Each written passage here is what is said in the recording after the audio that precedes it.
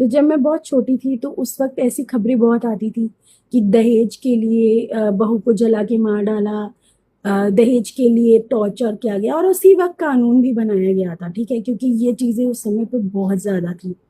अ, एक बार कॉलेज के दौरान एक इंटर्नशिप के थ्रू हमको जेल विजिट करने का मौका मिला था। मुझे याद है वहाँ पे बहुत ओल्ड एज की औरतें थीं जिनसे हमने इंटेरोगेशन के दौरान बात करी, और हमने पूछा कि आप किस जुर्म के लिए आपको सजा मिली। उनको उम्र कैद हो चुकी थी, उनको सजा हो चुकी थी।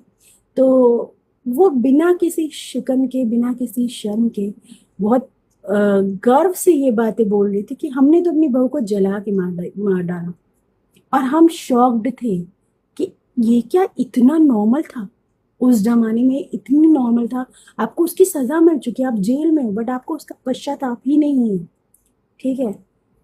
पता है, दहेज एक ऐसी चीज है ना जो आप एक को ब्लेम नहीं कर सकते। एक तो है ही, एक की तो मानसिकता खराब है जो दहेज ले रहा है, क्योंकि उसके अंदर तो कुछ भी नहीं है, ना स्वाभिमान है, ना सेल्फ रिस्पेक्ट है। वो तो बैठे ही इसीलिए है कि मैं दहेज लूंगा। पर जो दे रहा है, हम उनके बारे में बात क्यों नहीं करते?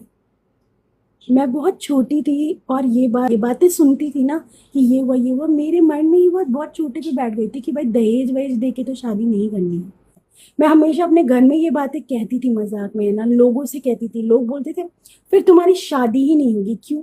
क्योंकि मैं एक ऐसे स्टेट से आती हूँ, है ना, जहाँ पे दहेज के लिए रेट फिक्स है भाई, कि सरकारी नौकरी है तो ये एंड ये इतना प्रॉब्लमेटिक है सोसाइटी के लिए कि ये हमारी वजह से है। जो दहेज दे रहे हैं ना, ये उनकी वजह से है ऐसा। आप कभी कोई रियलाइज नहीं करेगा ये चीज, बट ये सच है ना। आपको पता है, डाउरी एक्ट पनिशमेंट सिर्फ उसे नहीं देता है जो दहेज मांगता है, दहेज देने वाले को भी पनिशमेंट देता है। ये एक तरह से प्रोवोकेशन है। आप क्यों नहीं समझते? आप फ्लॉन्ट करते हो कि हमने 50 लाख दहेज दिया, हमने फॉर्च्यूनर गाड़ी दी, हमने ये दिया, हमने वो दिया। क्या? और मिलने वाला तो कर ही रहा है, ठीक है। क्या हो रहा है भाई? तुम अपना घर बेच दे रहे हो अपनी बेटी की शादी कराने के लिए। क्यों? क्योंकि सोसाइटी ने तुम पर प्रेशर क्रिएट किया हुआ है कि कब हो रही तुम्हारी बेटी की शादी, कब हो रही तुम्हारी बेटी की शादी। बस तुम्हें बेटी की शादी करनी है, पैसे दे के करनी पड़े चाहे, है ना, कितना भी कुछ दे के करनी पड़े।